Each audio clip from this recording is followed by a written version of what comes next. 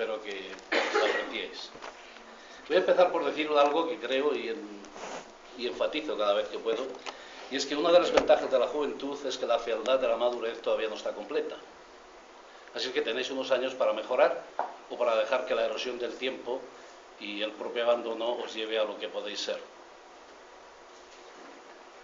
Os he traído un par de poesías y luego una serie de consideraciones sobre lo que Agustín pensaba que podíamos hablar hoy.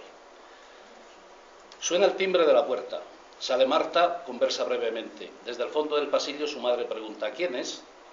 «Ha llegado tu hora, mamá», respondió Marta. La madre hizo oídos sordos. Una vez maté a un hombre de un solo golpe. Aún nos perdura su muerte. Una vez besé a una mujer una vez y una sola vez. Una vez volé pájaro y abandoné las copas de los árboles. Por lo alto de las montañas, una vez fui león, otra serpiente.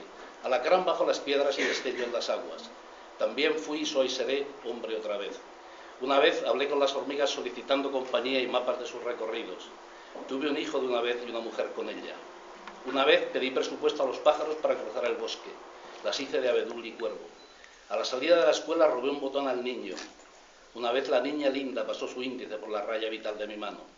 Una vez caí enfermo durante 40 años. Una vez subí al andamio y pregunté a los albañiles por la escalera del cielo. Una vez decidí escribir. Pasaron años y sigo cegado y ceñido al empeño. Os ha apuntado Agustín que tenéis una vida bastante movida y para mí muy satisfactoria.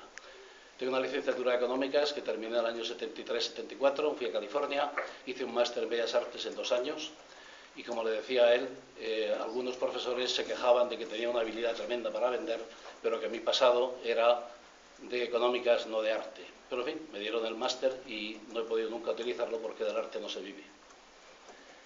Y me ha preocupado desde hace, no sé, 30 o 40 años qué es el lenguaje y de qué manera se puede utilizar para mejorar la comunicación entre nosotros y para aprender un poco de quién somos como nosotros mismos. Hace unos meses leía una cosa de un pensador chino que decía: si se utiliza el cerebro para averiguar lo del cerebro, lo más fácil es perder el cerebro. Entonces, a mí me parece que hay unas frases en un libro de Otto Rank, que era un discípulo favorito de Freud, en el que hablaba de cuáles eran los componentes de la creatividad. Y él decía, perdonadme que tengo un poco de alergia, y él decía que la creatividad se compone de una serie de factores que pueden empezar por la historia del arte, puede empezar por los críticos del arte y el criticismo a lo largo de la historia, y puede venir condicionada por la sociología del momento en el que esto se hace.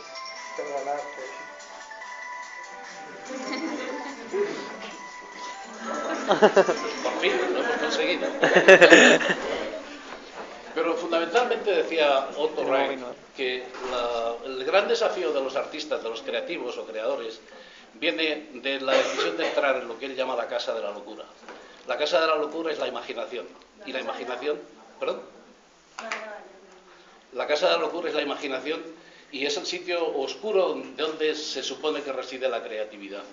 Yo creo igualmente que nadie sabe de dónde vienen las ideas, pero una vez que la idea aparece uno quiere ponerle el nombre propio y decir: esta idea es mía.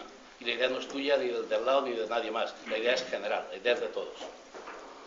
Entonces, me he hecho una serie de puntos que os los voy a decir y si os parece oportuno, pues los comentamos y si no, pues uno por uno intentaremos desarrollarlo. La creatividad, la procrastinación. El otro día leía que la pereza es una de las mayores reservas que hay para la creatividad. Porque cuando estamos tumbados en un sofá o estamos con una resaca, nos preguntamos por qué nos vamos a levantar, por qué vamos a hacer algo. Y se nos van a ocurrir 25 maneras distintas de decir que no a ese trabajo que tenemos que hacer. Esa es una manera de crear. Lo que os está pidiendo Agustín que hagáis de un examen o que un comentario sobre un anuncio y que os libera de un examen, probablemente antes de empezar a manejarlo, antes de empezar a analizarlo, os vais a plantear a sí mismos cuántas cosas tenéis que hacer antes de hacer eso. Se trata en ese momento de averiguar si las cosas por las que no vamos a hacer lo que dice Agustín son más válidas que otras. ¿Dónde está el valor, la balanza de la creatividad? ¿De dónde viene esa creatividad? Hay un libro que se llama La creación perenne y se trata, si yo no recuerdo mal, de unas lecturas de la cábala hebrea. A mí me ha interesado durante muchos años lo de la cábala porque me fascinaba la idea de que no tuvieran puntos, comas ni ningún signo de puntuación. Algunos de vosotros, o quizás la mayoría, sepáis que hubo un autor llamado James Joyce que escribía sin puntos ni comas, porque él comulgaba con la idea de que ocurren muchas cosas cuando se está haciendo una. Yo os estoy hablando, algunos de vosotros estáis escuchando, algunos estarán mandando un SMS, y todas son una serie de cosas que están ocurriendo en el mismo momento que estamos hablando ahora mismo. Agustín hace una cosa, alguien se muerde las uñas, otro mira, alguien está pensando en qué es lo que va a hacer a las 7 de la tarde o qué hizo ayer a las 9, ¿no? Entonces, me parece que es un proceso tan complejo que lo que hay que hacer esencialmente, por lo menos desde mi punto de vista, es que hay que ser honesto con lo que uno hace.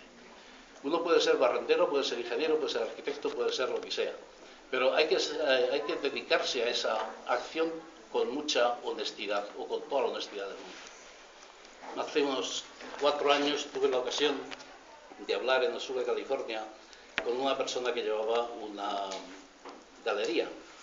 Yo estaba entonces haciendo modificaciones a partir de unas fotografías, lo metía en un programa parecido a Photoshop y de ahí sacaba unas imágenes más o menos terminadas. Eso las imprimía y tenían un mensaje.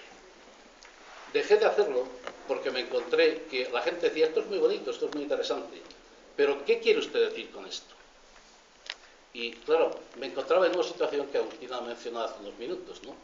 Si yo tengo que explicar lo que mis imágenes quieren decir, estoy perdiendo el tiempo. Mejor las escribo o me dedico a otra actividad. Porque si las agrupaciones de colores y de líneas y de contrastes no llevan al vidente, al observador, a una conclusión, mal negocio estoy haciendo yo preparando esta serie de imágenes para que otros las lean.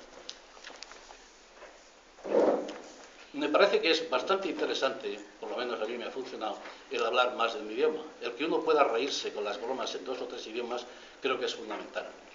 Porque si estamos acostumbrados a la monotonía, que puede ser preciosa de una lengua, de la música que tiene, pero no es menos importante la música en otro idioma. Y lo que sí es normalmente es la variación, el cambio de perspectivas, el cambio de puntos de vista para llegar a una cosa. Sabéis que hay en la escritura, hay una manera de describir que es la de los paisajes, que es la de las luces, y luego está la creación o la formación de un personaje. A mí me parece que el interés que hay en hablar tanto de la descripción de los personajes reside en que todos tenemos un miedo escénico muy grande. A mí me está pudiendo de alguna manera el tener enfrente 60 o 70 caras que están todas pendientes de mí. Y si me levanto y si me rasco el pelo, no sé qué, va a ser porque tengo un cierto miedo escénico. Entonces, a ese miedo escénico le tenemos que sumar el que estamos enfrente de un tablao y en ese tablao hay unas personas o hay unas cosas. Porque habéis visto en muchos sitios, en muchas películas y en muchas escenas de teatro que la imagen empieza y no se sabe si es hombre, mujer, mayor, menor, joven o adulto. Hay una figura en el centro o en una esquina de la escena y estamos esperando que algo ocurra con esa persona. Parece que necesitamos saber que esa persona o esos caracteres, esos personajes que hay en una narración, en una película, en un anuncio, sienten o piensan o se parecen a nosotros. Y habéis visto que en los últimos años los modelos y las modelos solo son beautiful people, solo son gente muy guapa para unos anuncios muy determinados. La mayoría de los anuncios, la mayoría de las cosas que hay, dicen que tienen que ser de gente normalita. ¿Y cuál es la gente normalita? Y no encontrarán nunca gente normal. La gente tiene sus maneras de ser o no maneras de ser, pero no hay una norma que defina a la gente. Eso probablemente por un estudio sociológico sirve, pero para la creación sirve de muy poco. Hay otra cosa importante en la creación, y sobre todo cuando la creación tiene que estar juzgada por la persona de enfrente, y es la sorpresa. Si empezamos a escribir de una manera lineal de la A a la Z y decimos, esta mañana me levanté, tomé café, encendí un cigarrillo, monté en el autobús, vine a la universidad, encontré una chica, encontré un chico, tomé otro café, llegué a la clase y no sé qué. Eso es una manera lineal de decir las cosas. A mí me parece que la mayoría de la gente que escribe y que hace cine y que hace otra serie de manifestaciones artísticas está demasiado empeñada en lo que es el canon. Hay una serie de elementos de referencia, hay una biblioteca o pinacoteca o discoteca que se trata de enseñarnos qué es lo que ha pasado en el pasado, qué es lo que han hecho otras personas y decirnos muy claramente: hay un señor que se llama Shakespeare, hay un señor que se llama Cervantes, hay una señora que se llama de esta manera, hay una Mary Collins, hay no sé qué. Pero estamos hablando siempre del pasado, de una estructura establecida, y yo creo que una de las primeras cosas que tenéis que hacer dentro de esa honestidad necesaria es rebelaros contra lo que está establecido. Porque la educación siempre es una cosa que viene de atrás y nos enseñan lo que se ha hecho atrás. Pero ninguna de esa educación nos habla de lo que está pasando hoy aquí o qué es lo que va a pasar el año que viene. Hay muchos escritores que mantienen que no se puede escribir en futuro. Y a mí me parece que es un desafío que podéis intentar alguna vez con el permiso de Agustín. Cuando, si cogéis un libro, siempre se habla de lo que pasó, o en el mejor de los casos, en presente. Pero nadie parece que se atreve a escribir sobre el futuro. Y creo que es un buen desafío y una manera de jugar con ese león salvaje que es la creatividad, ¿no? ¿Cómo establece uno una técnica y busca los motivos? Hay gente maravillosamente dotada para poder decir: voy a describir lo que le pasaba a Marcel Proust describiendo las magdalenas, ¿no? Se puede pasar 10 minutos o 15 minutos o 20 páginas hablando de cuál es la cantidad de poros, cómo está abierta esa magdalena, cómo se desengrana con los dedos, y eso es una manera de verlo. Entonces, uno puede hablar del Monte Everest o del Alcázar de Segovia, y por familiar no tiene por qué ser menos interesante. Lo que tenemos que hacer es tratar de encontrar el ángulo que nos permita sacar nuestra personalidad, lo que queremos decir y que le va a gustar a los demás. En este libro, que es el primero que publico a solas, me han dicho las personas que lo han leído que es un libro muy difícil de leer. Yo sé que es difícil de leer y lo hice con ese propósito. Y quizás es un propósito demasiado juvenil, porque yo creo que cuando uno llega a una cierta edad, 20, 25, 24 años, se enfrenta con la posibilidad de decir: voy a cambiar lo que ya está hecho. Y lo queremos cambiar con lo que no sabemos. Conocemos algo de lo que está hecho, pero casi nunca conocemos a dónde vamos a ir con esto. Entonces hay que tener valor y hay que tener coraje para dar un salto al vacío y decir: esto me puede salir. Pero siempre desde el punto de vista de la honestidad. Y uno puede decir en ese momento: ¿cómo llegó a eso? Hay un libro cortito de Balzac, de Honoré de Balzac, que dice más o menos: dime cómo te drogas y te diré quién eres. Hay mucho mito alrededor del mundo de las drogas, ¿no? y la creatividad. En este sitio donde yo estuve con el máster, California Institute of the Arts, éramos algo así como 5.000 estudiantes. La matrícula entonces, hace 30 años, eran 5.000 euros por semestre, y el 50% de la población era adicta a la heroína. Y el otro 50% éramos adictos a un montón de cosas más. Pero había anfetaminas, había cocaína, había marihuana y, por supuesto, había sexo de la manera que lo queréis representar. Ninguna de estas cosas llevó al descubrimiento de ningún genio entre esos 4 o 5.000 alumnos del momento. Una vez al trompetista de jazz Miles Davis le sugirieron que tocara bajo los efectos de la marihuana. Y lo hizo, pero grabando. Y le pareció que había hecho una cosa magnífica. Al día siguiente, sereno, o sin marihuana, escuchó y dijo que eso era una mierda, que no llevaba a ningún sitio y que por favor destruyeran la cinta, ¿no? Entonces, yo sí creo que hay que tener valentía para rasgar el velo, abrir la puerta, entrar en la habitación, llamarlo como queráis. Pero en la medida que entréis en esa casa de la locura, de la imaginación, con mucha ropa, o con muchos prejuicios, o con muchas condicionantes, lo que saquéis va a estar también muy condicionado. Entonces, tenéis que entrar con los ojos cerrados y pensando y creyendo que vuestra intuición y vuestra seguridad y honestidad os va a llevar a algo relativamente distinto. ¿Y qué es distinto? Haciendo otra cita, me parece que era Coco Chanel, que decía que aquello que se crea original es que no ha leído nada de historia.